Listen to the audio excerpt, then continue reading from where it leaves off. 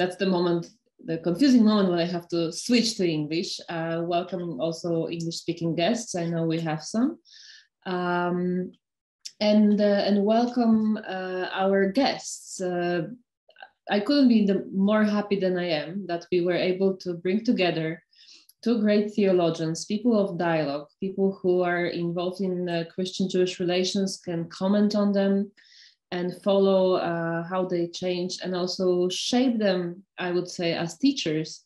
Philip Cunningham and Jesper Svartvik, who are respectively, Philip is a Catholic theologian, Jesper a Lutheran theologian and pastor, working in two different parts of the globe.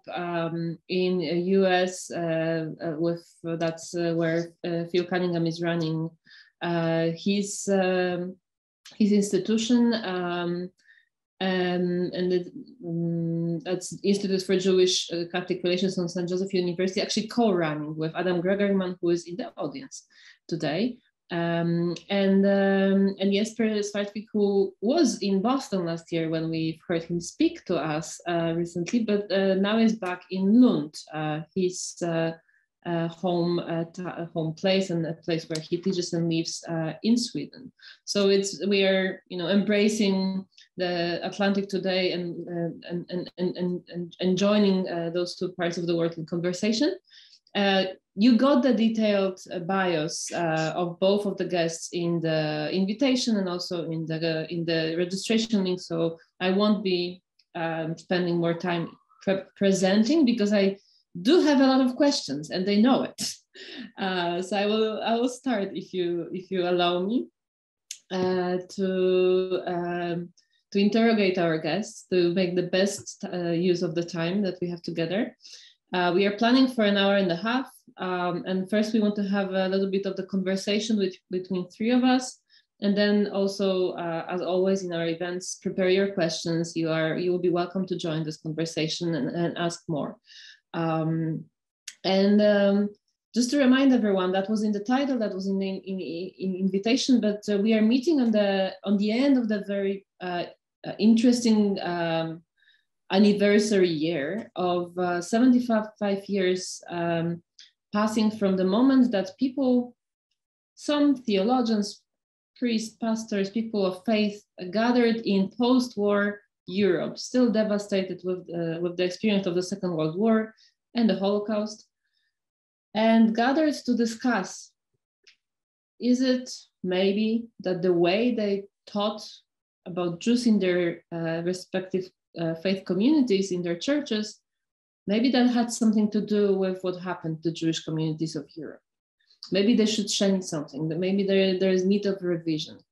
And what was I always feel like a humble, meeting of people, and we often meet in different humble configurations, happened to be very powerful, or we remember it as a powerful starting moment, symbolic moment of the start of the change.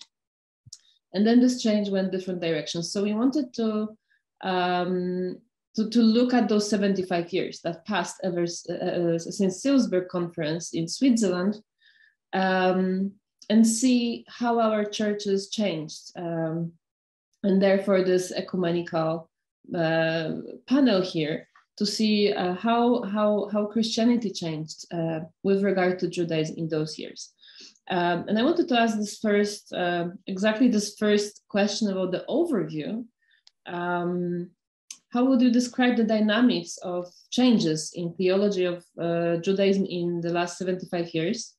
And what are the most important milestones, topics, documents, events that shape the way your church teaches about the Jews? And we discussed that maybe Phil will start, if you may. Sure. Thank you, Susanna. And greetings to everyone from Philadelphia. And I really appreciate the invitation to have the opportunity to have this conversation, both with all of you and also with my friend Jesper. So let me begin. I think it's to talk about milestones since the Second World War.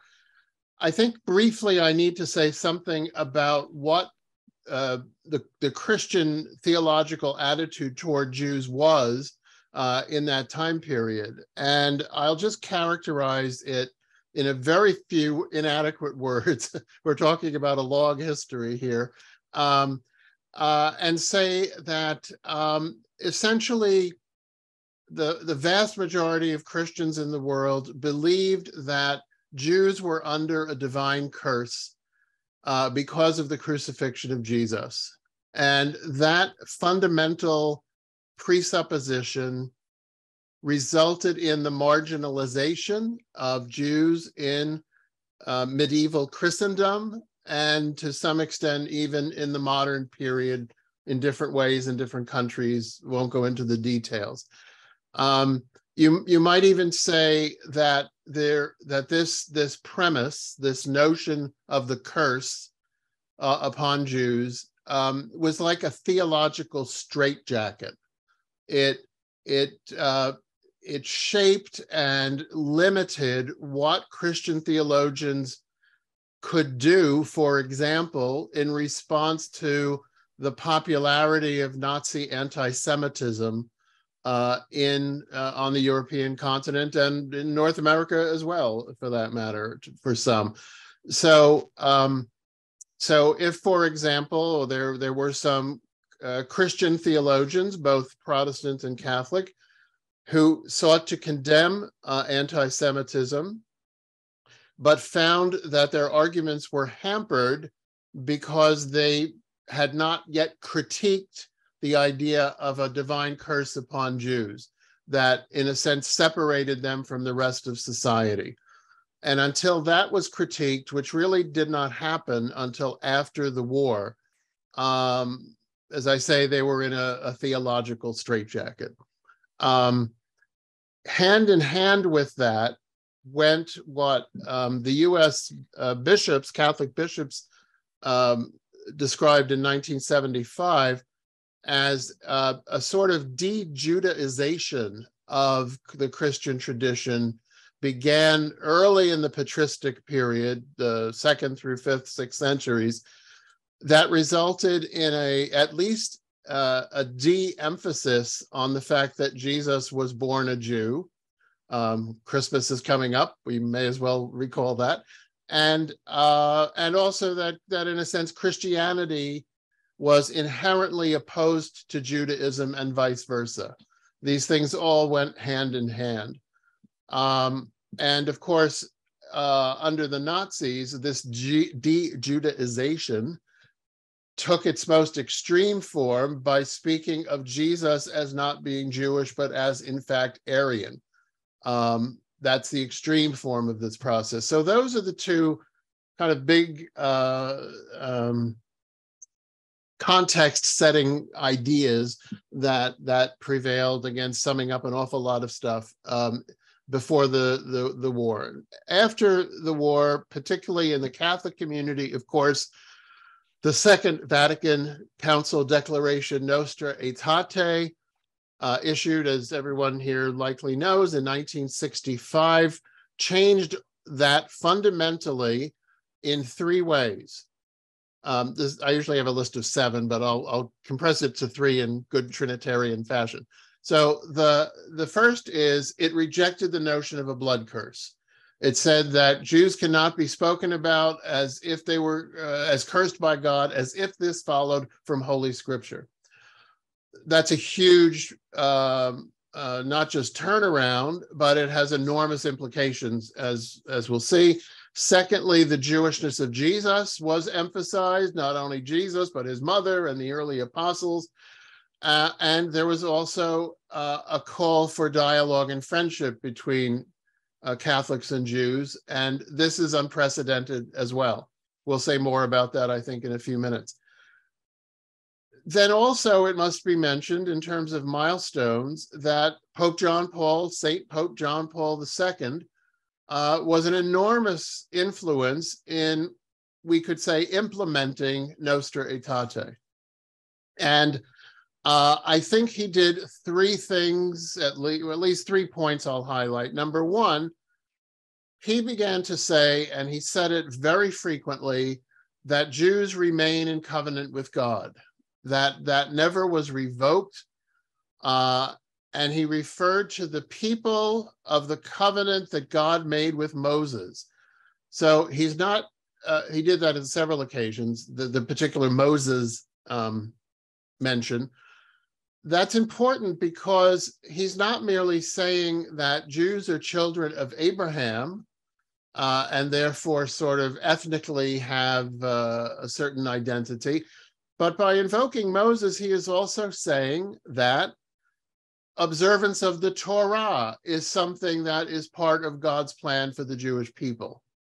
And that's highly significant. We'll maybe discuss that more. He also called, shall we say, intensified Nostra Aetate's call for dialogue by doing it himself, going to synagogue in Rome, visiting Yad Vashem, visiting Israel.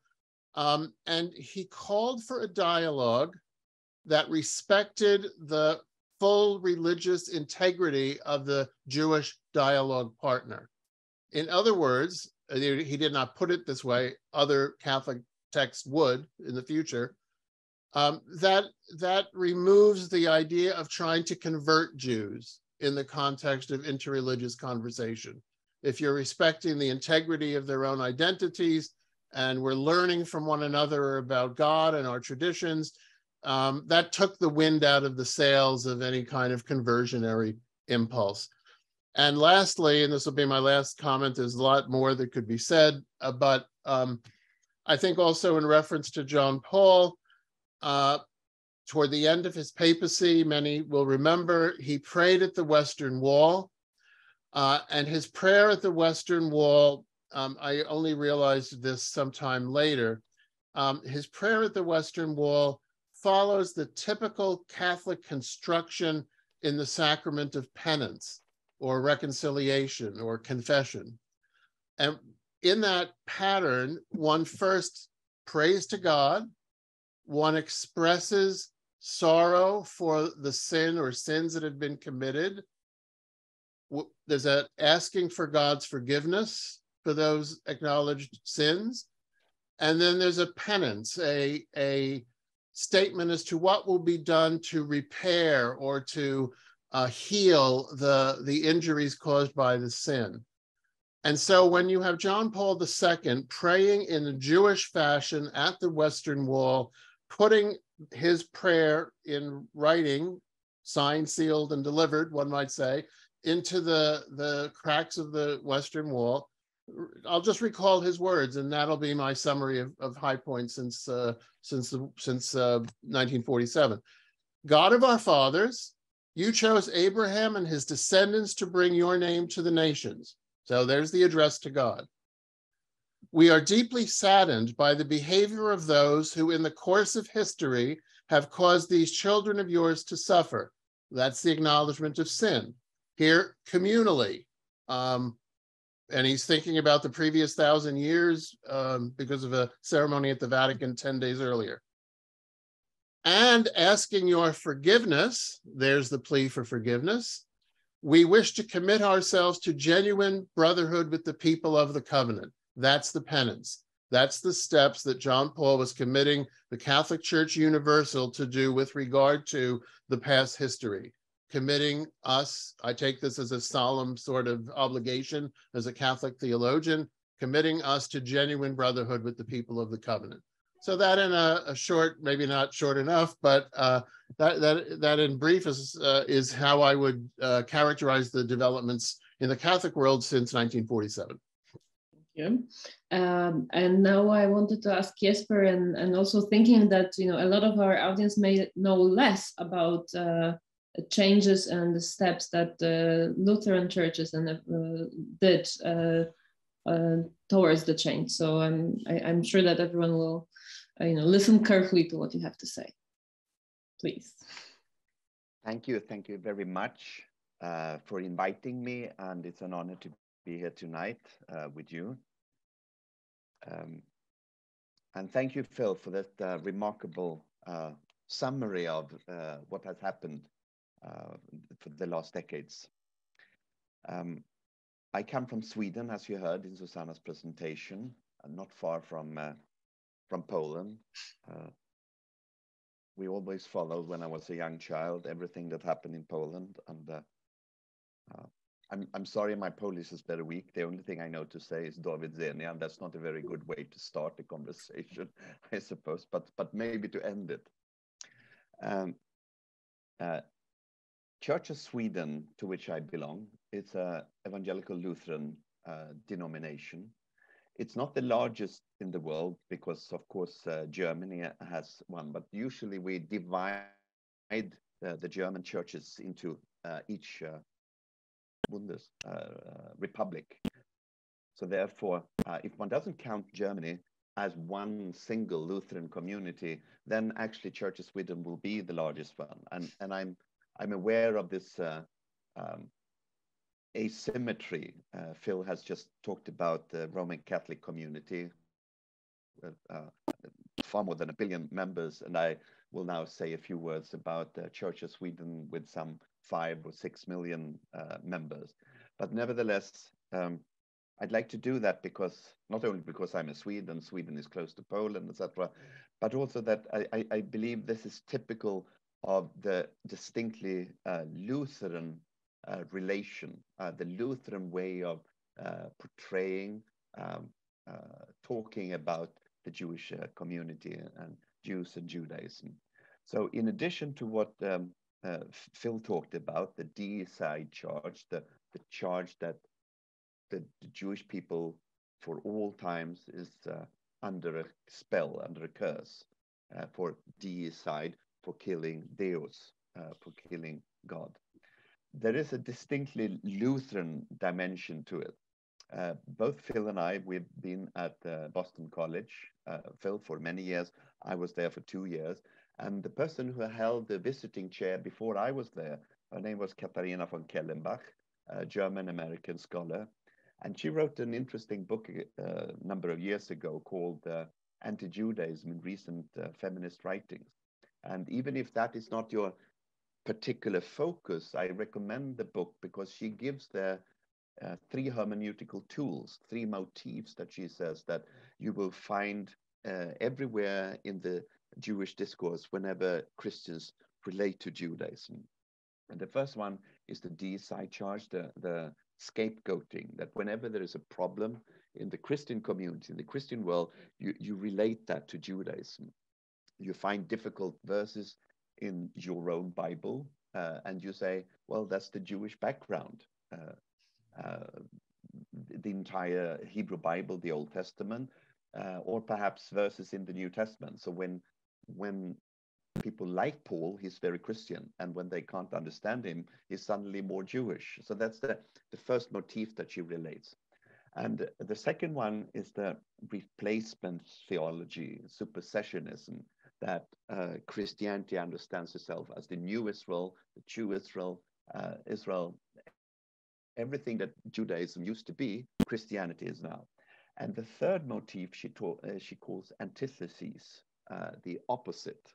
Not only what's opposing, but also what's the opposite. And I would say that is the particularly Lutheran part of the anti-Jewish discourse. So Lutherans too, they have to cope with this. They have to find ways to refute and redefine the self-understanding, not to call themselves the new Israel vis-a-vis the old Israel. And they certainly have to keep reflecting on how to talk about Good Friday so that it will be a Good Friday for both Jews and Christians. But as I said, the distinctly Lutheran perspective here is the antitheses, the antithetical theology, the antinomian. I don't know if that makes sense in Polish. Antinomian, from nomos in Greek means the law, Torah, and antinomian, that Jesus' mission was more than anything else to show that the Torah is wrong. And I would say that's not a motif that is palpable in Catholic theology, and Phil may have another understanding. But if the Catholic tradition can say that the New Testament is the Nova Lex, or Christianity is Nova Lex, the new law, and there's an emphasis on what the magistrate teaches, etc., then it wouldn't be such an antithetical theology. But Lutherans felt that Luther handed them this treasure, that it's not what we do, but who God is that makes a difference in this world. Not what we try to do, what we have done, what we should have done, but who God is. And that's a beautiful hermeneutics. It's in pastoral theology, I'm constantly reminded how much that means to Lutherans. But as soon as one inserts a Jew into that equation, something happens, because Jewish piety, Torah piety, observing the mitzvot, the 613 commandments, then Lutherans very often lack a language with which they can relate to this Torah piety. I'm sorry, my voice isn't what it usually is. I've been speaking too much today. Yeah. And therefore, that I would say that's the distinctly Lutheran, has to be the distinctly Lutheran contribution to the Jewish-Christian dialogue. How should Christians relate to, how should Christians talk about the Torah, the mitzvot, observance, Shabbat, the temple, etc. And if we're talking about documents, you already mentioned Nostra Aetate, Phil, and Susanna, you mentioned the Seelisberg document. And I think that the 10 points of Seelisberg, you can divide them into two groups. And one part is exactly what Phil said, the deicide charge, that Jews have been understood to be under a spell. And you realize how important that was of anti-Semitism at that time, because so many of these 10 points, if you only have 10 things to say, and so many of them deal with the deicide charge, the accusation against the Jewish people for the death of the death of Jesus. And the remaining parts, and Phil also talked about that, that's the de-Judaization of Jesus, that Jesus becomes less Jewish than Judas. There was a bishop in Sweden, Christer Stendahl, and before becoming a bishop, he was a legendary professor at Harvard Divinity School for 30 years or so. And he said, whenever Judas is more Jewish than Jesus in church art, etc., we have a problem. So I agree that those are two very important motifs, the re-Judaization, Heimholung of Jesus in German, and the fighting, presenting Good Friday theology in a way that it will give honor to both Jews and Christians. So that's a few things about the Seelisberg document. So going back to Church of Sweden, we have no more than one single document. It's called The Ways of God. The Ways of God. I was very young and promising. Now I'm not that young and not that promising, but I was part of this. It was presented in 2001. And I remember this because when I talked about it, I was in Hungary and it was September 11th. So we all remember where we were when that happened. It's not, as you see, it's not a very long document. In Swedish, it's some 16 pages. And I would say that the most important statement is on the first page. It says that God's covenant with the Jewish people is still valid. And Phil referred to what St. John Paul II said when he was in Mainz in West Germany those days, now in Germany. And I think that's so important to, as they say in Ireland, if you want to go there, you can't start from here. And if you want to go in the direction of improved Jewish-Christian relations, you have to start with the covenant, with God's fidelity to the covenant and God's chesed, God's grace and mercy. So that is something I wanted to say. In 2001, this document, The Ways of God, was voted upon, and that is where we are today. But nevertheless, it's not well known. It hasn't been distributed to all ministers, etc. So those who belong to the church choir, as we say in Swedish, they know this text. but still it's a matter of reaching out. And therefore, I'm also grateful for this opportunity to meet with you tonight. So those were a few words about and I wanted to add to this first part a question about the ecumenical dimension of this whole process. If you want, if you may, to comment on it, how much of what happened was, was done separately by churches, and how much was there a movement going back and forth between the churches of different Christian denominations, inspiring each other, supporting each other, discussing together in different circles and different rooms, let's say. But how much was it a kind of a joint venture?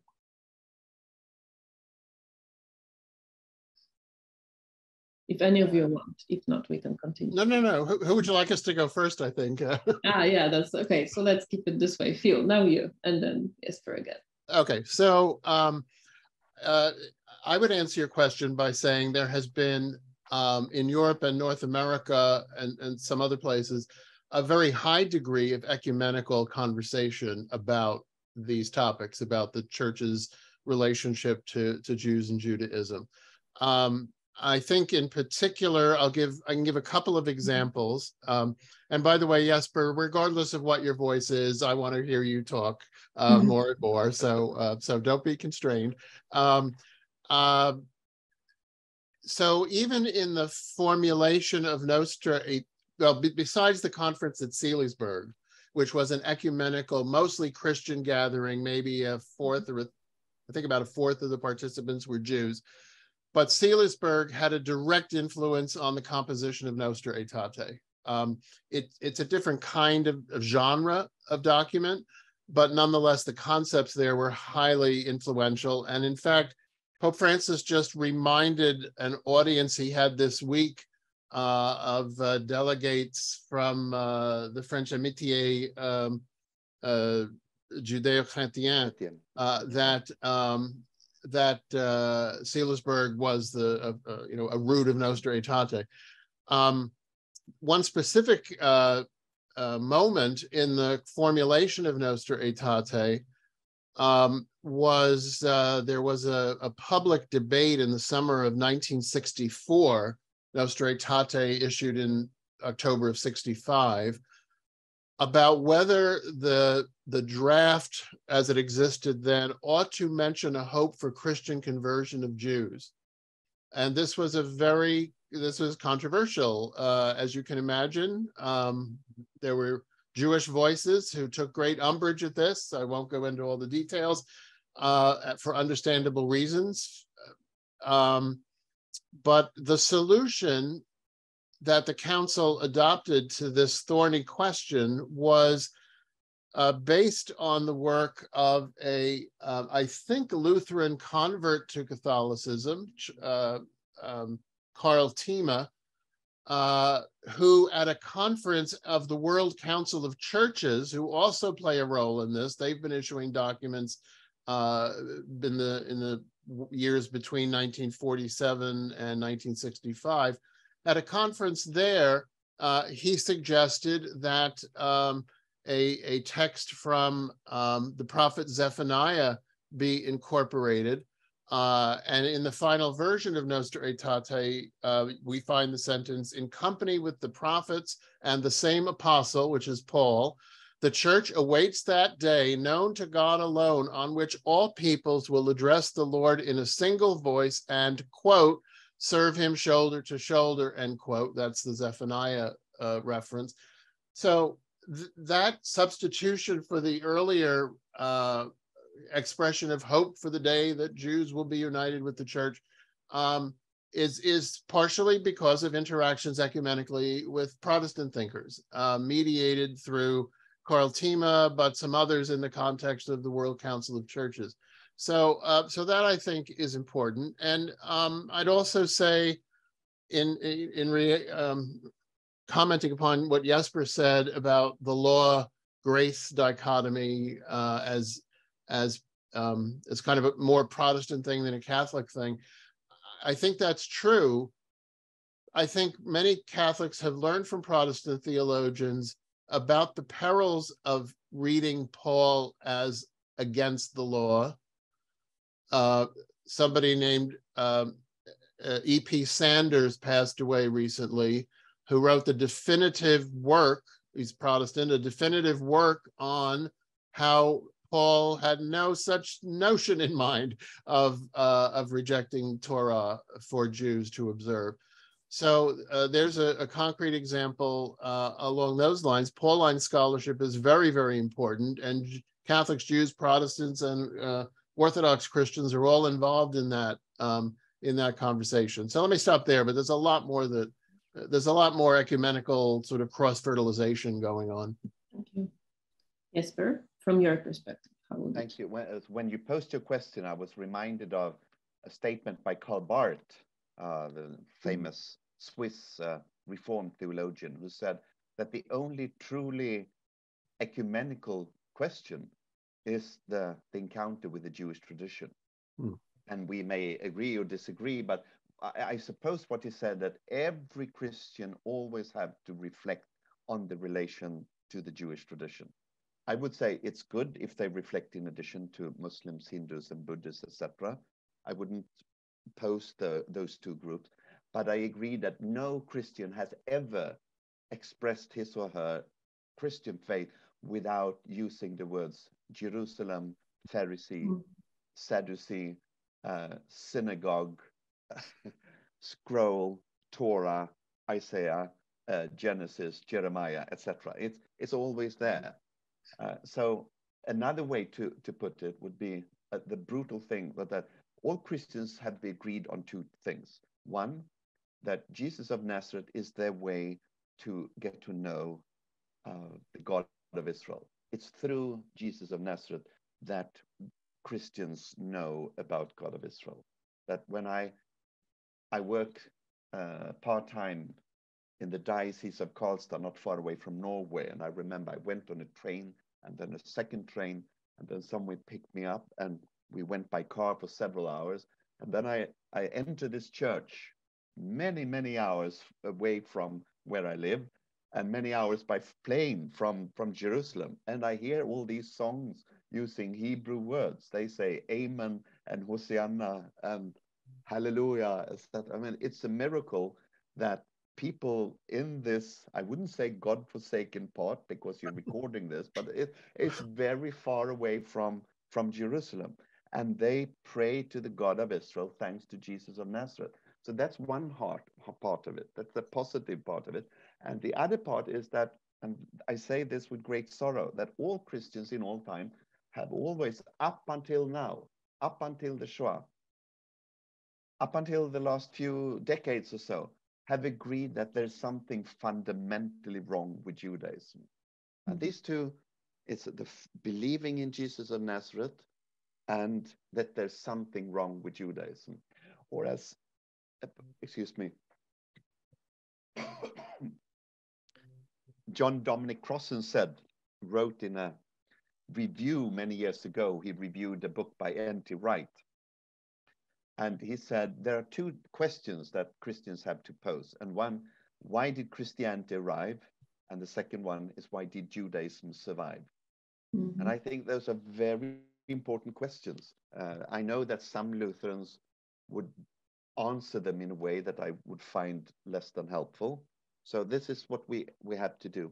Well, you asked me about ecumenical endeavors, and I wanted to say before, but I forgot it, that there was an important meeting, and I say this not only because it was in Sweden, but it was still important, in 1983. So there was a consultation with ICHKIC, the International Jewish Committee on Interreligious Consultations, and the Lutheran World Federation, LWF, in Sigtuna, outside of Stockholm, in 1983. And the Lutherans participants, they issued a declaration that stated, we Lutherans, we take our name and much of our understanding of Christianity from Martin Luther, but we cannot accept or condone the violent verbal attacks that the Reformer made against the Jews.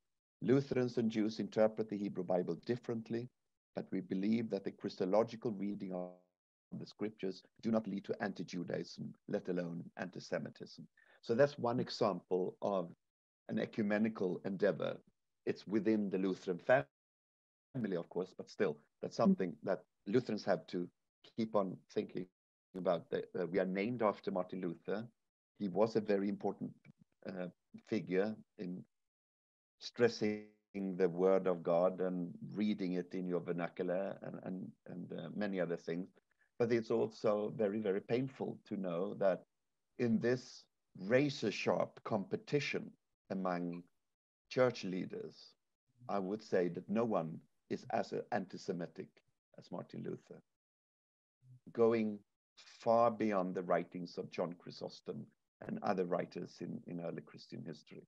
So a Lutheran is always reminded that Martin Luther wrote a book in 1523, dass Jesus Christ ein geborener Jude sei, that Jesus Christ was born a Jew. And that's an interesting book, since both Phil and I, we've been talking now about the Heimholung Jesu, that the need to take him back to his Jewish origin. And then he wrote another book in 1543, 20 years later, von den Juden und ihren Lügen, in modern German, von den Juden und ihren Lügen, about the Jews and their lies. And that is, I would say, written by a church leader, the most despicable text one can imagine. And it ends with, und weg mit ihnen, and away with them.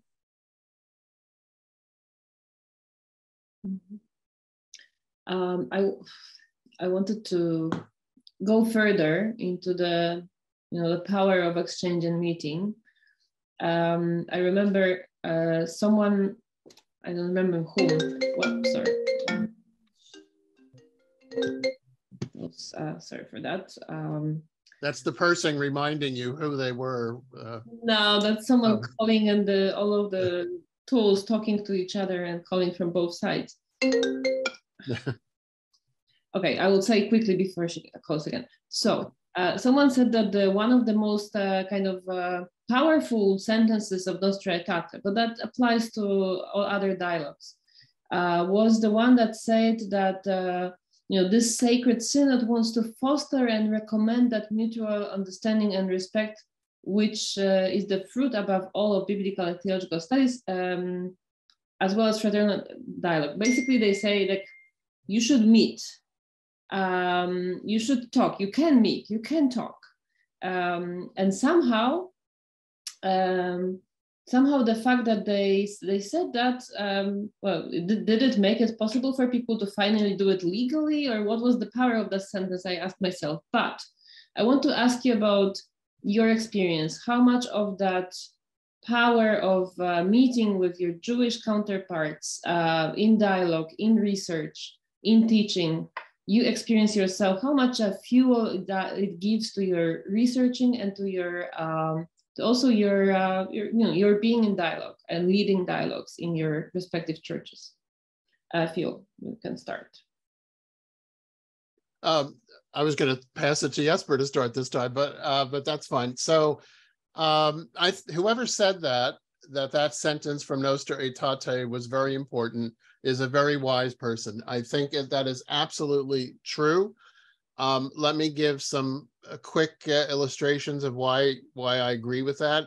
First of all, just on the level of understanding one another, the 1974 Vatican guidelines to implement Nostra Aetate had a very relevant sentence. If I can find it in all my windows.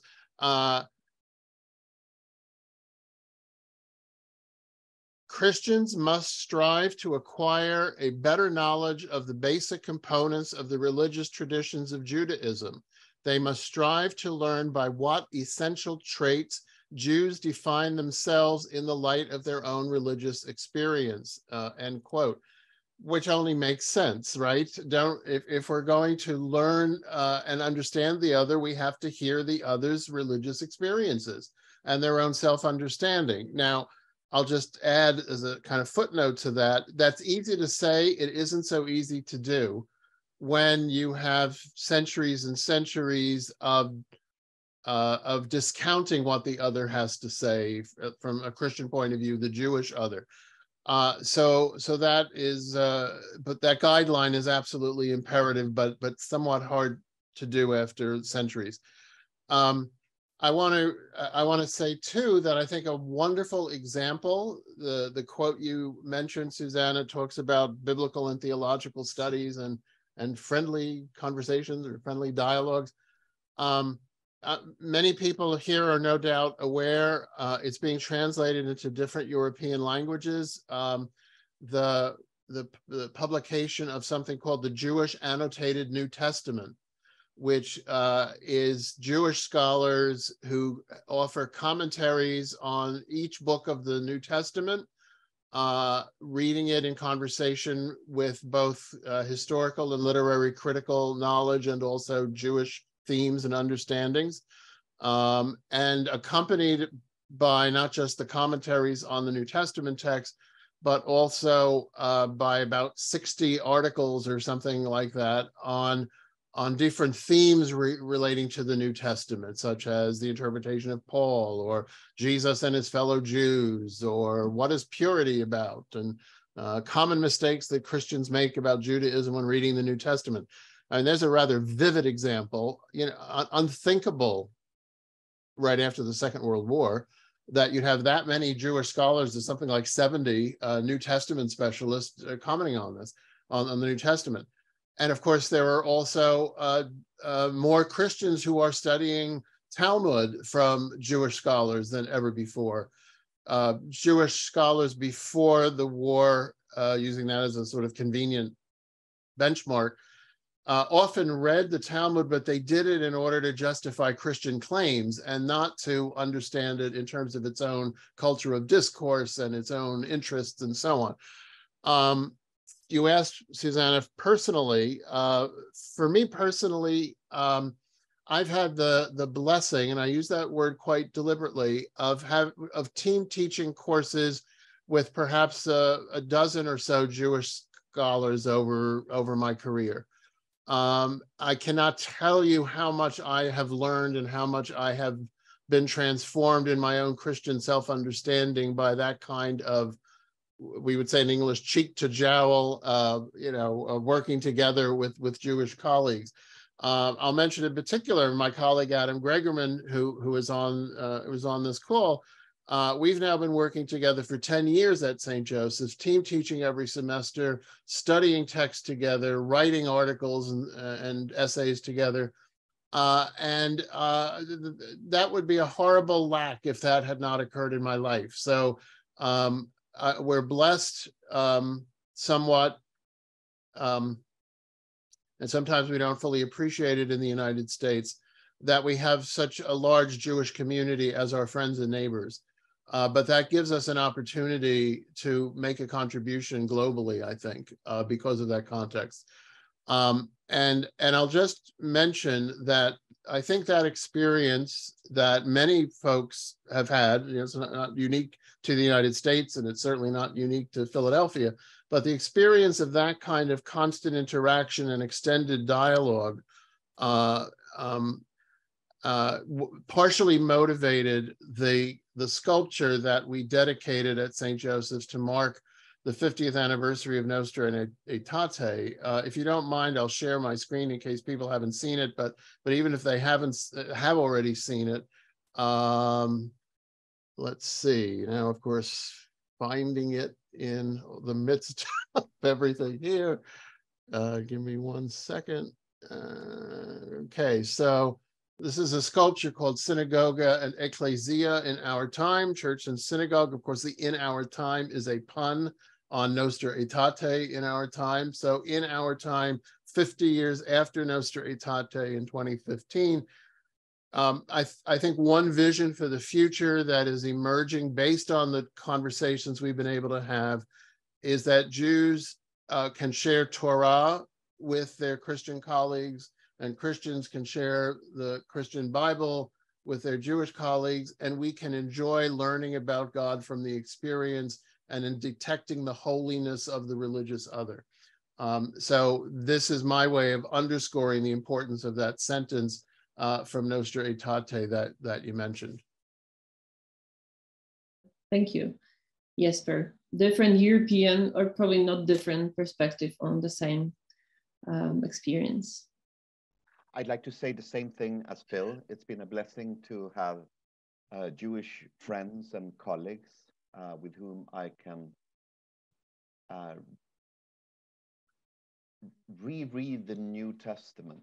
Of course, the Hebrew Bible, but also to reread the New Testament in ways that honors both Jewish and Christian self-understanding. It's been a blessing. Everything changed for me when I came to Jerusalem in 1990. As I said, when I was young and promising a long time ago. And I had been studying. I grew up in Lund. I've been studying in Lund. I took courses in biblical studies, in Jewish studies, systematic theology and everything. But when I came to Jerusalem, already on the very first day, I realized that something had happened with me. When I saw the Western Wall for the very first time, known previously as the Wailing Wall, part of the old temple area. And at this very same time, the bell toll in the Anastasis Church. In Western Christianity, we call it the Holy Sepulchre. Eastern Christians call it the Anastasis, the Church of Resurrection, where he's no longer. And at the same time, down in the valley, I heard a Muslim person calling, saying that God is always greater than everything that we understand and we know. So experiencing that on my very first day in Jerusalem, some 23 years ago, has changed my life. So I agree that we need knowledge, which leads to understanding, which leads to respect. And it's not the same thing as just using some beautiful but a bit empty phrases about respecting the other, because we really need to know the other. I have this one, so maybe I'll write something. In Hebrew, that's the word for face, panim. Mm-hmm.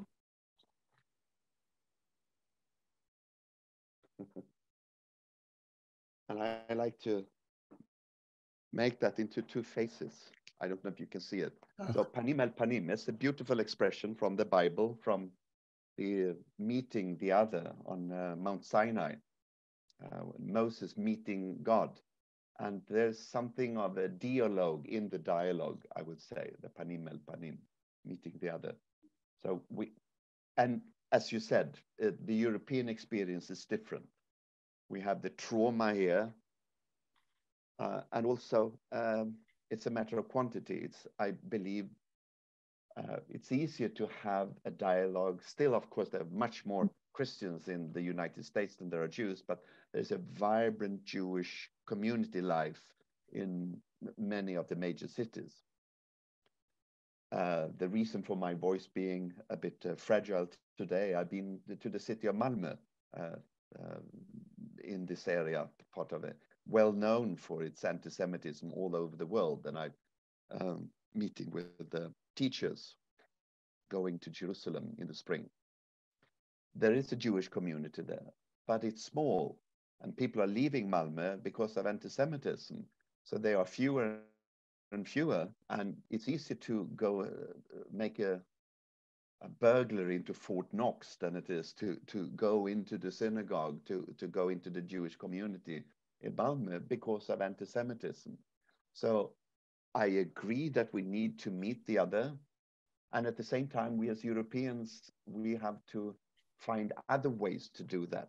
Perhaps now with Zoom and modern technology can change it, and if we just try to speak our very best second language, English, maybe we can meet as Europeans in a fora like this tonight. And I find that very encouraging. But to have a Jewish-Christian dialogue in Sweden, that can only take place in Stockholm and Gothenburg, and to a certain extent in Malmö. It's important, but it's also a bit difficult because of what has happened in Europe. one of my greatest privileges is to teach 1 week a year at Paideia, a school for higher studies in Stockholm. And that is fascinating, to have perhaps 1 or 2 or 3 Christian students, and all of the others are Jews. And for me to present Christianity, to talk about what had happened, so that they know that I know, but also try to articulate a Christian theology that presents Judaism in a way that Jews would recognize. So I agree, panim el panim, it's not only dialogue, it's also dialogue. So I have more questions of my own, but I want to encourage our guests to prepare their questions, and let me close my session, my section of questions that is only mine. You know, like with the final sort of closing. What next? Did we change everything that we have to change, and it's like you know, like it's a beautiful era of dialogue and friendship, or there are some pressing issues in theology, not only in like, you know, being nice neighbor to neighbor, but also that are still not solved or are still not pastorally present. That's probably more, and something that we should be, you know, aware of as we build our theology, pastoral teaching, but also with the different shapes and changes in our churches. I'm thinking about, you know, the church that starts to do this change. That was a very European endeavor. Because the Holocaust happened in Europe, the reflection had to happen here. It was really rethinking teaching in the face of what happened.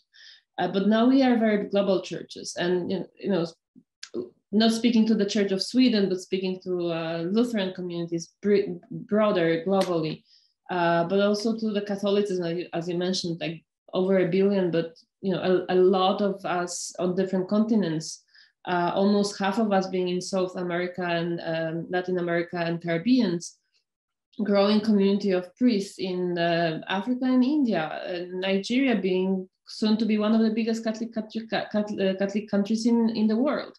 So that really changes also a map and the situation and the dynamics of you know, of how those topics will fall in the priorities of our churches, in the teaching of our churches, probably. So what is this new era? What are the challenges of the new era, of the future of Christian-Jewish relations for our churches? Phil, maybe you want to jump on questionable challenges. So there's an awful lot to say in response to that question. Let me come at it a couple of ways. One is, I think I'll speak specifically as a Catholic now. I think the reforms that Nostra Aetate initiated have made important strides, but we're still, as Cardinal Walter Kasper said, I don't know, 10 or 15 years ago, we are still only at the beginning of a new beginning. And let me highlight what I mean by that. And this also has relevance, Susanna, to your question about other parts of the world where no Jews live and, you know, Catholics are in large communities. We have succeeded, at least in terms of official teaching, on removing the deicide charge, the blood curse. That stuff is gone. It's gone from most textbooks. But Jesper earlier spoke about, I forget the exact words you used, something that I will call the oppositional imagination. And I'm taking that phrase from Emeritus Pope Benedict XVI, who in an article in 2018 said something to the effect that we've got to be careful not to present Judaism and Christianity as if they were opposed religions. I think we're still doing that all the time, to be honest.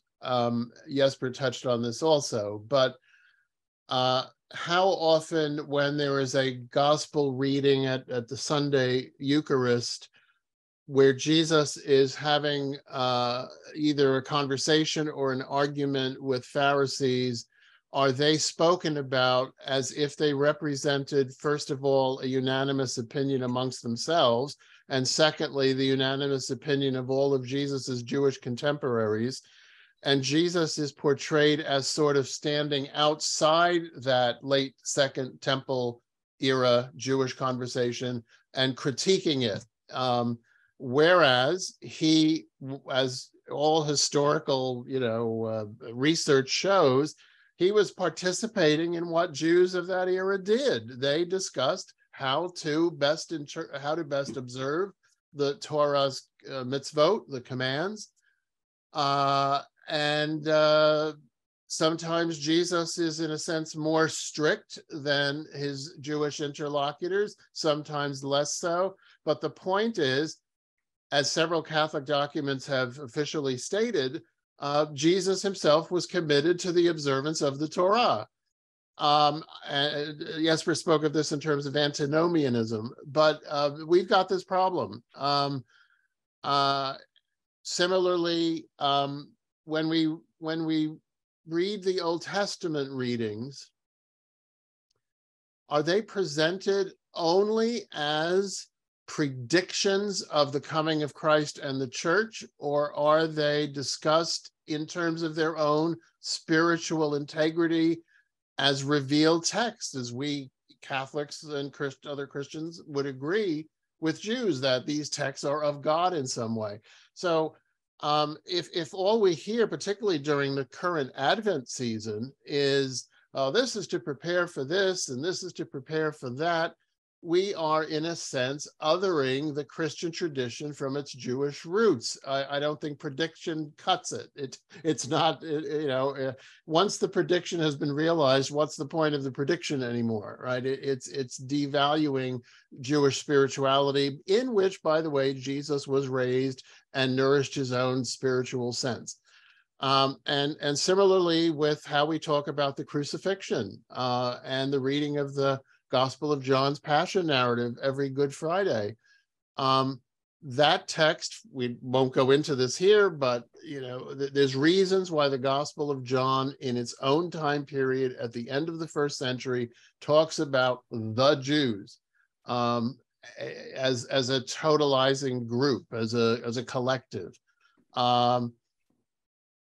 But that's furthering this oppositional imagination. It's the Jews against Jesus. And that's just totally distorting. So my fear is, and I'm saying this now as a citizen of the United States, with some things being said in our public discourse that have not been said since the Second World War, I'm afraid that unless we Christians are careful about not encouraging this oppositional imagination, which in a sense de-Judaizes Jesus, that we're leaving our congregation susceptible to anti-Semitic polemic that is all over the internet and even now on the mouths of politicians publicly and sports figures and you name celebrities, right? So this is a huge problem. So enough on that. The Jewishness of Jesus is a big thing. We need to retrieve that. In terms of the other parts of the world where Northern Catholics send their older theological texts for use in seminaries in the Third World, or the Global South, or the designation that makes the most sense, are we exporting supersessionism? Are we exporting an anti-Jewish theology by the very fact that we're distributing books that we ourselves don't use anymore? It's bigger than that, but it is a kind of concrete, practical question we've got to deal with. And of course, there's lots of theological questions about how we understand salvation, Jews and Christians, how we understand what will happen at the end of days, what role does Christ play in salvation history, et cetera, et cetera. Those are all live questions, fascinating stuff going on.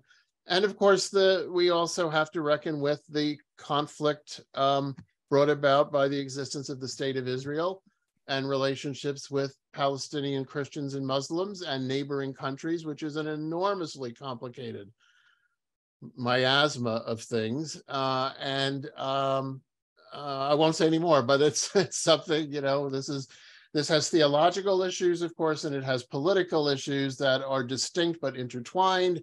And that's, we as Christians, I feel, have an obligation to try and be peacemakers and not to get caught in the polemics on amongst the various contending communities. You will have to say something more about it I was afraid of we that. do have a question from Magdalena Jaczkowska already in the chat section, exactly trying to explore it. But let's let it give Jesper a chance to answer. Sure. Thanks. Thank you. You would like me to say something on future challenges? Mm-hmm. Being a New Testament scholar, so I returned to 4 topics. And we have touched upon all of them already, but they keep surfacing. So I'm finishing a book now. The manuscript is huge, but it will be a book, God willing. And I say that the 4 questions resurface all the time. So what are we saying about the Pharisees in the Synoptic tradition, the Jews in the Johannine text? Phil mentioned that. The law in Paul, Phil mentioned that, and the word new in Hebrews. And those, I would say, those are the 4 topics that keep coming back all the time to me. So remembering, as Phil said, the Nazarene movement was one of the Judaism, not outside, as Phil said, but it's one Judaism. There are several Judaisms. There's Esther, the Judaisms. And as Paula Fredrickson, a neighbor in Jerusalem, a scholar from Boston now at Hebrew University, said, when reading the New Testament, we have to remember it's a bunch of Jews yelling at each other. It's the inner Jewish discussion. And if you've lived in Jerusalem for 10 years, as I did, you realize that's the Sitz im Leben for the New Testament. So there are sharp comments, especially in the Gospel of Mark. I would marginalize that problem, but nevertheless, it's a discussion within the family. And the Johannine Jews, that we can't keep just translating this as the Jews, because it doesn't make sense. That the Jews were afraid of the Jews. They hid. They were hidden because they were afraid of the Jews, or the parents of the child. They were all Jews, but they were afraid of the Jews. So it doesn't make sense. We have to find ways to translate that makes sense in our modern languages. And the law, we already talked a lot about this. And since that's the most important hermeneutical tool in the Lutheran toolbox, so they have to reread the text of E.P. Sanders, as Phil Cunningham said. And many of it's not only a new it's not a new perspective, but they even speak about the radical new perspective, that the law is not a burden, it's not a boundary, but it's brit, it's the covenant, it's the signs of the covenant given to the Jewish people. So the Christian answer should be, if someone poses the question, so why don't you keep the Shabbat? It's because I'm not a Jew, and God wants me to be a non-Jewish believer in the God of Israel. And to the Jew, so why should you keep Shabbat? Because God wants you to be a Jewish believer in the God of Israel. And that distinction, it was there already in the Pauline letters, but we didn't see it because we read him in an antithetical way. And fourthly, this concept, the new, especially in the letter of Hebrews, but all over in the Christian tradition, that old doesn't mean superseded. Old doesn't mean old, as we like new computers and new cellular phones. But old means something that is still very important. And new doesn't necessarily mean to replace. I like the word chidush in Hebrew. You find a new way of understanding a text, and it doesn't replace all the others. And especially Hebrews. And I think it's not a matter of comparing Judaism and Christianity. It compares what happens here on earth to the heavenly service. And there are quite a few of us who think that the heavenly service must be better than what we do here on earth. Look, we have so many interesting questions that I will have do this trick that I will ask a few at once, so that you see the scope. Also, we have Stanisław Krajewski raising hand, but he was the last one, so I will let him ask it later.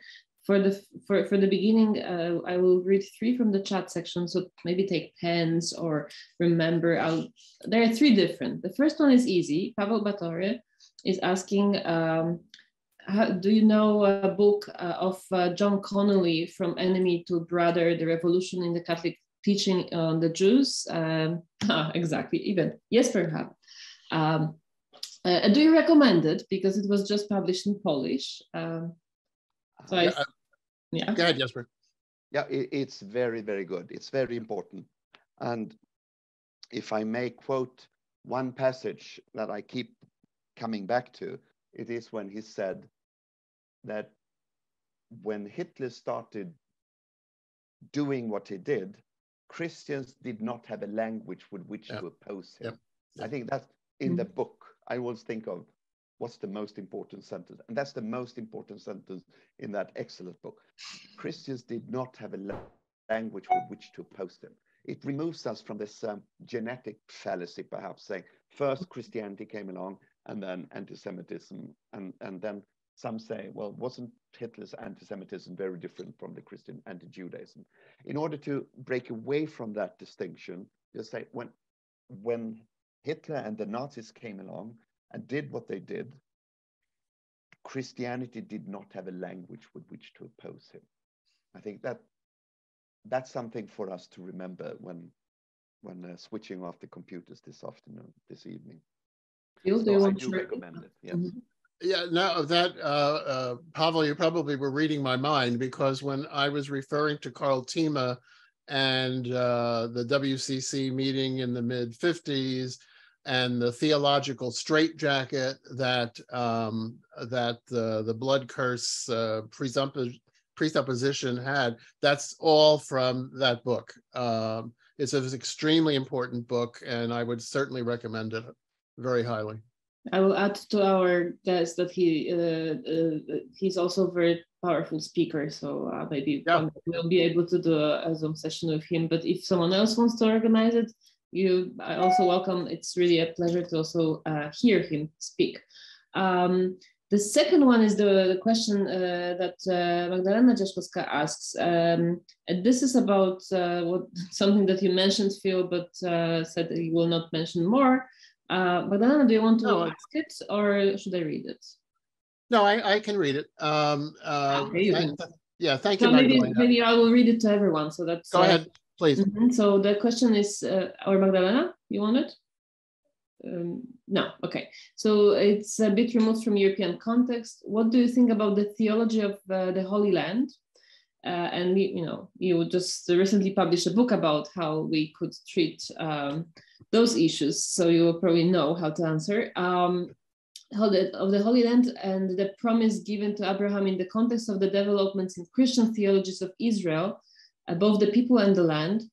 How can we, from a constructive theology of the land of Israel, taking into consideration both Jewish understanding and the situation of Palestinian Christians, and how do we find a way between Palestinian liberation theology and Christian Zionism? So that's a lot of topics in one question, but maybe just briefly to direct where to look. That's another, topic for a session. Since we're showing books, let me recommend a book that Jesper and I co-edited with Ruth Langer, Enabling Dialogue About the Land. I'll read the subtitle. A resource book for Jews and Christians. There you go, Jesper. We can do it in stereoscopic vision here. I hope I mentioned we co-edited that with Rabbi Dr. Ruth Langer at Boston College. So let me say at least two things about your very important question. Number one, I want to answer it as a Catholic, because part of your question about not going down the road of Christian Zionism or Palestinian liberation theology, at least in a certain articulation. I need to answer that from within my Catholic tradition and within the Catholic understanding of things. The Bible is the word of God written in human language, which means that, and not all Christians buy that. You know, there's other Christians that, particularly some Christian Zionists, that would not want to add that written in human language part to the statement about the Bible is the word of God. Once one says that, which is in, you know, statements of the Pontifical Biblical Commission and papal letters, and it's all over the place, then one has to set every biblical text into its historical and literary context before one, technical word, I don't know how this will come out in Polish, but actualize that text. Aktualizuje. Okay, thank you. How that text is meaningful in our world today. What does it mean that God gave Abraham, you know, go there and I'll give you that land and all that? What does that mean today in the 21st century? That's what actualization is. So, that's point one. Point two, of course, Catholics are in a kind of a strange situation because of the way history has unfolded, that we are not simply a Christian community, which of course is more, you know, we are certainly a Christian community, but we also, you know, in terms of the Vatican, the Holy See being a nation state with its own ambassadorial corps and its formal relations in a legal sense with various nations, that's a factor that no other Christian community has to deal with for good or for bad. It just is. And so I think the Vatican, for, you know, to touch on that for a moment, I think the Vatican has always wanted to pursue, at least in the past several decades, a policy of trying to bring peace and stability to the region. And I say region because it's not just Israelis and Palestinians, it's also all the surrounding nations which are predominantly Muslim. So trying to have an influence that is constructive, I think, is the goal of the Vatican and also of us. And of course, protecting the self-interest that the Vatican and different Catholic religious orders have on property that they own, and it gets complicated. But that's it. I just mentioned that aspect. For what it's worth, I'll just quickly say that if I were to narrow your question a little bit and frame it this way, which may be a question you're not interested in, but I'm answering it, so here it goes. You know, if the question were, does the Jewish religious attachment to the land of Israel have any theological significance for Catholics?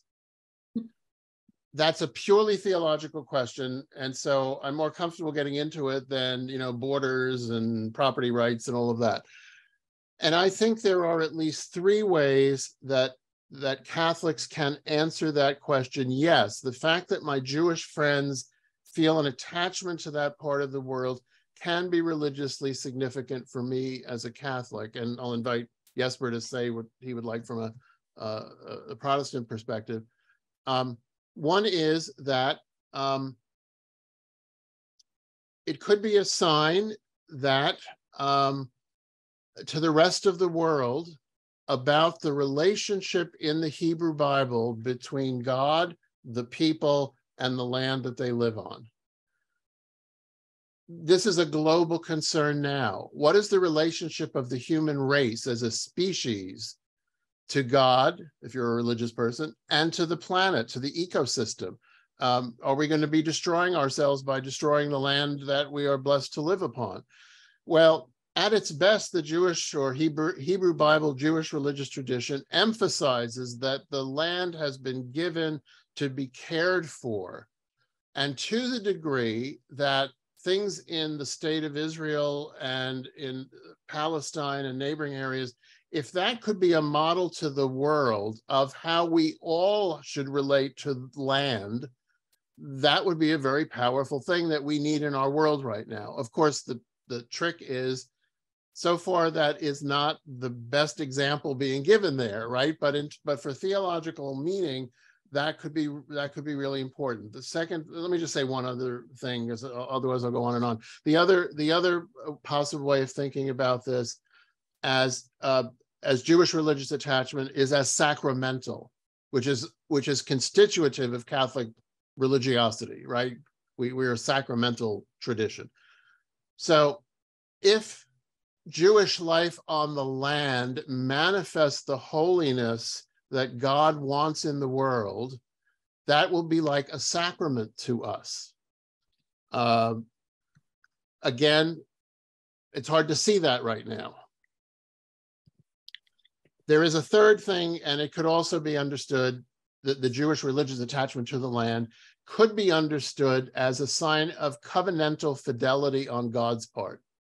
That God, and Emeritus Pope Benedict wrote this in a kind of a tacked on sentence in his article. I wish he developed it further. That the return of large numbers of Jews, usually fleeing from horrors, to the ancestral homeland could be a sign for Christians of the fact that Jews are in a covenant with God.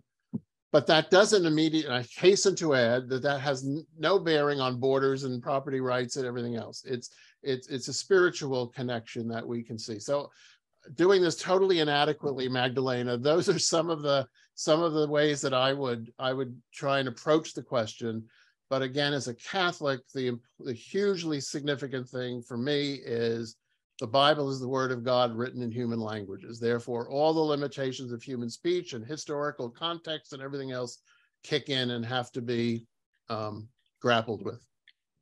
And I'm putting the link to a website of Polish Council of Christians and Jews, where this book is mentioned, and also there's a video of your discussion. So maybe people want to broaden their knowledge. That one will not be translated. It's a YouTube in English, but it was a book launch online for those who are fluent in English. That can be of help to deepen those topics. Jesper, please. The same question if you want. I was happy to see Magdalena Jaskowska's name here. She's a former student at Paideia, and I fought hard for her to become a doctoral student at Lund University. So I'm happy to see you here tonight. The Protestant churches are divided. Sometimes we say that if there's an immaculate conception understanding in the Protestant churches, it relates to the state of Israel. So the right-wing evangelical, charismatic, fundamentalistic, Bible-oriented, whatever we call them, churches, they have an understanding very often not only of Eretz Israel, the land of Israel, not only Am Yisrael, the people of Israel, but also the Medinat Israel, the state of Israel, as something God-given. And sometimes it's even said that you cannot criticize it because it's the pupil of God's eye.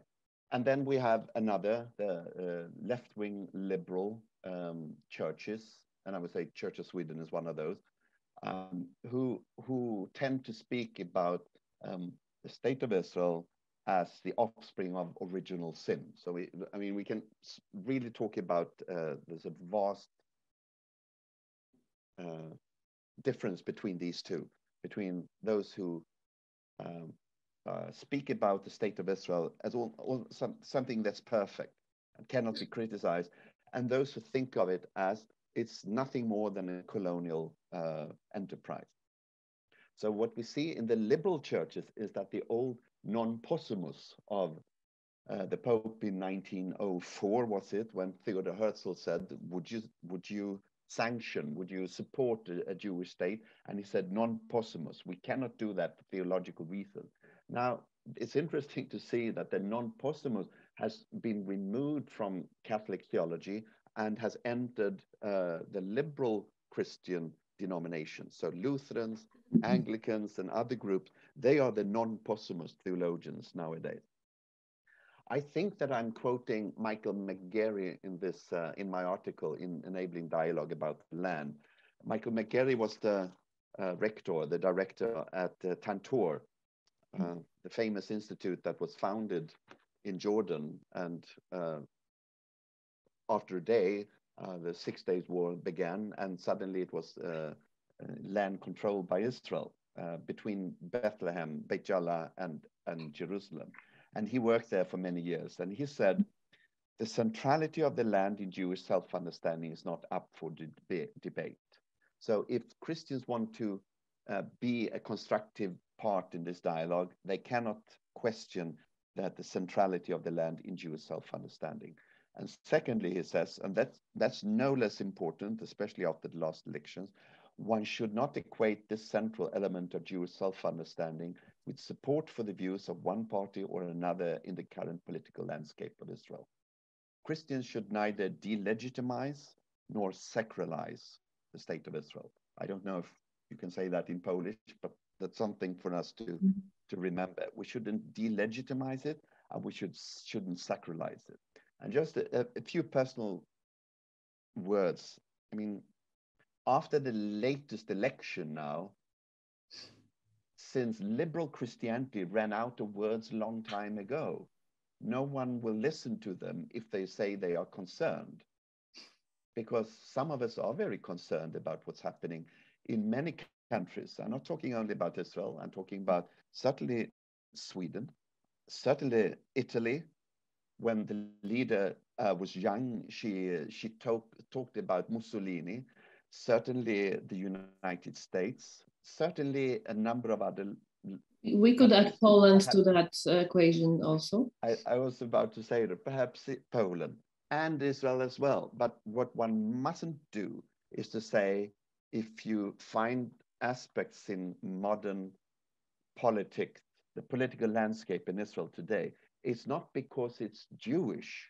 It's not because it's too Jewish. It's because there is a nationalistic era, trend, wind blowing all over the world. In Sweden, perhaps in Poland, in the US, in Italy, and in Israel as well. But what the liberal Christians can't do now is to criticize this because they ran out of words and would a long time ago. Because when Lapid and Gantz are criticizing what they see happening now, they weren't supported by the liberal Christians.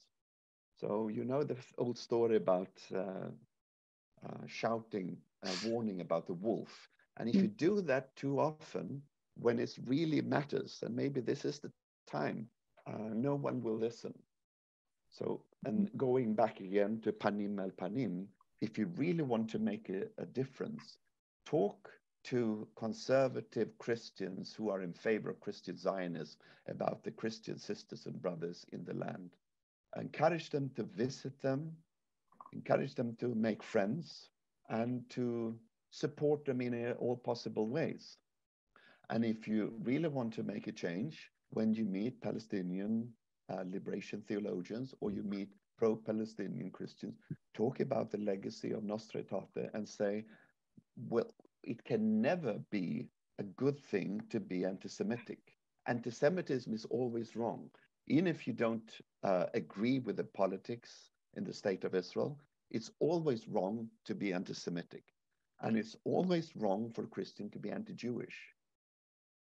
So Paul said that he's been everything to everyone, that he among Jews he spoke about Jewish issues, among Gentiles he spoke Gentile issues.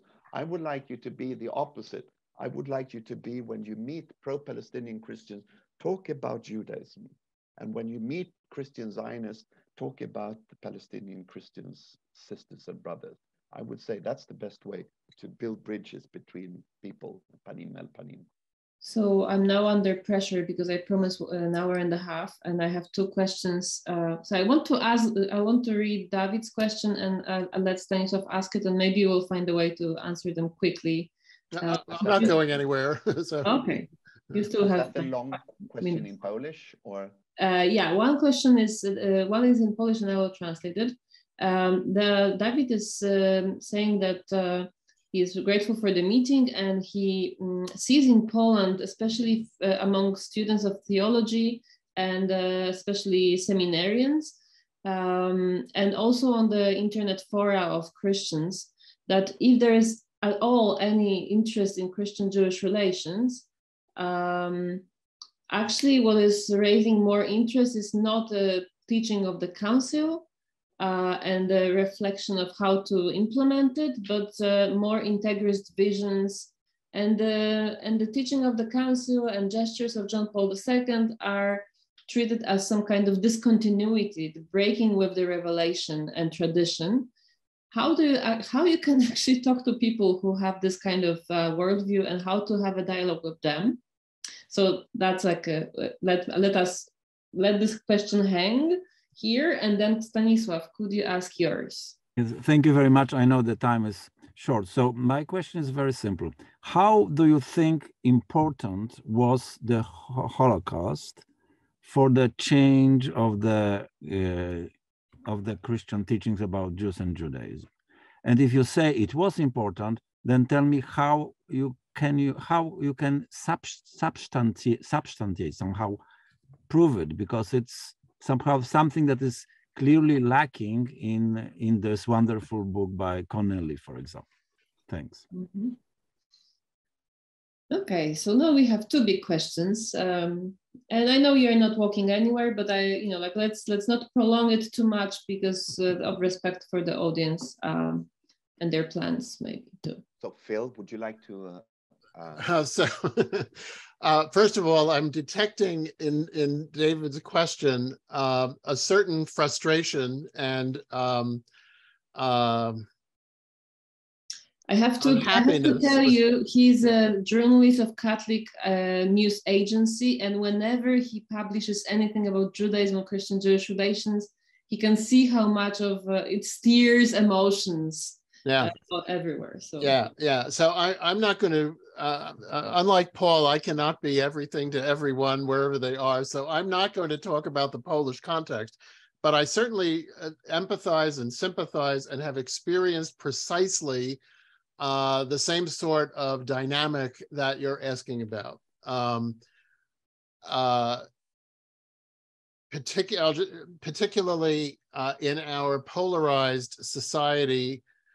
In the United States, the pro-Francis and anti-Francis factions, kind of use, and I hate to see this happen, but there's some that use relations with Jews as the sort of football that gets kicked back and forth, So I don't have any quick answers to your question, other than to say what I try and do, successfully or unsuccessfully. Two comments. One is, if I'm dealing with people who just want to discount post-conciliar teaching, eventually I bring the question around to, well, then who is the true Catholic and who is not?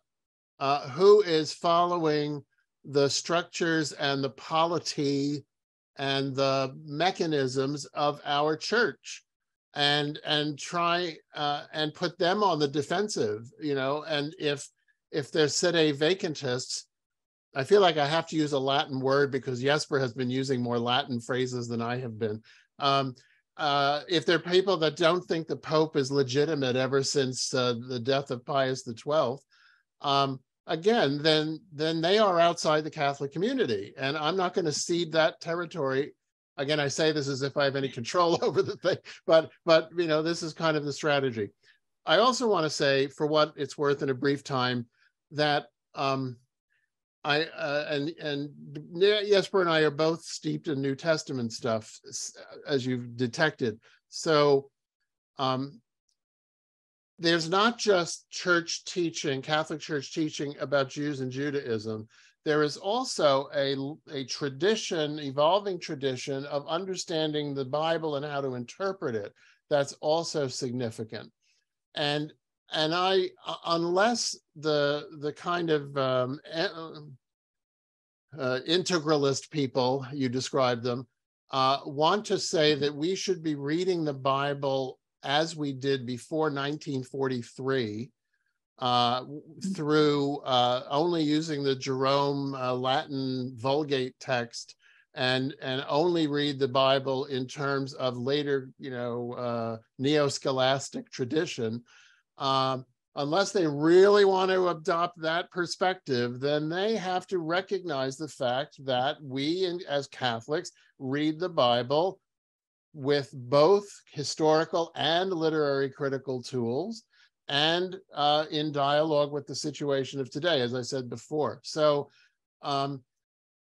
so when reading the, if somebody were objecting to, protesting that the Pharisees are being libeled in many sermons because the Gospels are not being read critically, that's what unless they reject the Second Vatican Council altogether, Dei Verbum's quite specific that the Gospels developed in 3 stages, and you have to reckon with the time of the writer and all of that. I don't want to give a lecture about it, but my point is, I guess, and it's not a solution, it's not a panacea. I reckon this is an ongoing struggle, but for myself, I am not going to cede centrist Catholic teaching to somebody whom I consider on the margins.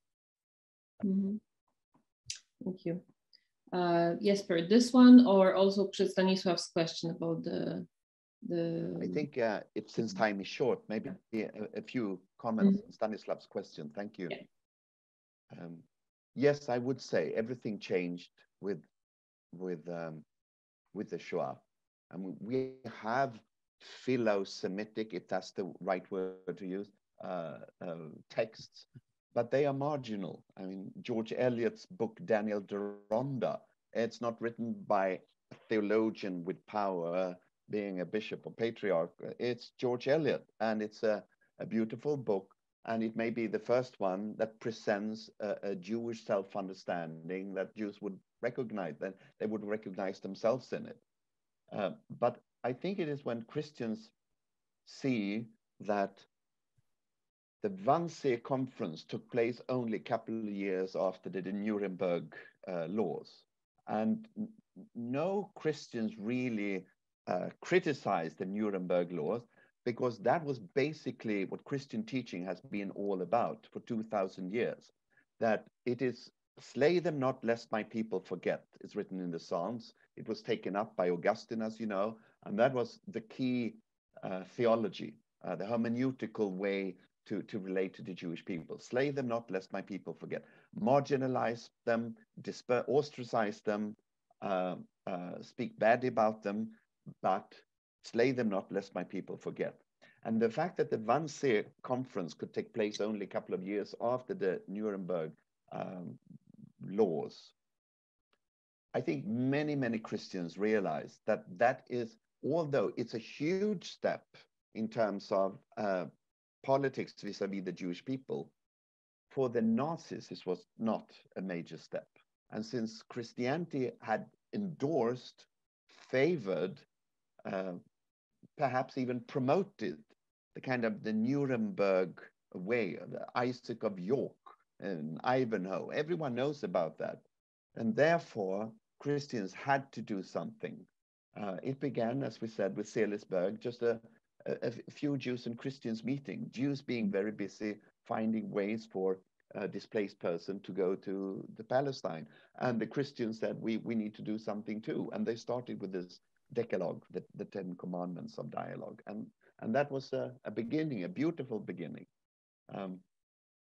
So I think it changed, because it's impossible. So after Darwin, you can't write on Genesis in the same way.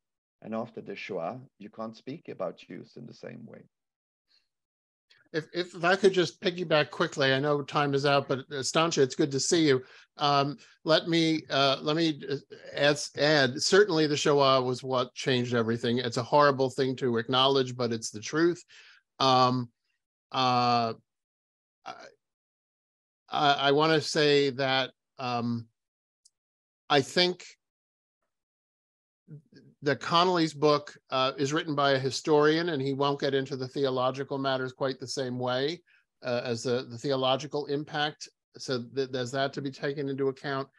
But I also want to just say, and this is not directly answering your question, but it's triggered by it, is I think in certain parts of the world, the Christian-Jewish dialogue has gotten to a very deep level, such a deep level that even unconsciously, people who are aware of it are uncomfortable with it going any further, because the more the dialogue progresses, the greater the internal questions that we have to ask ourselves as Christians and as Jews.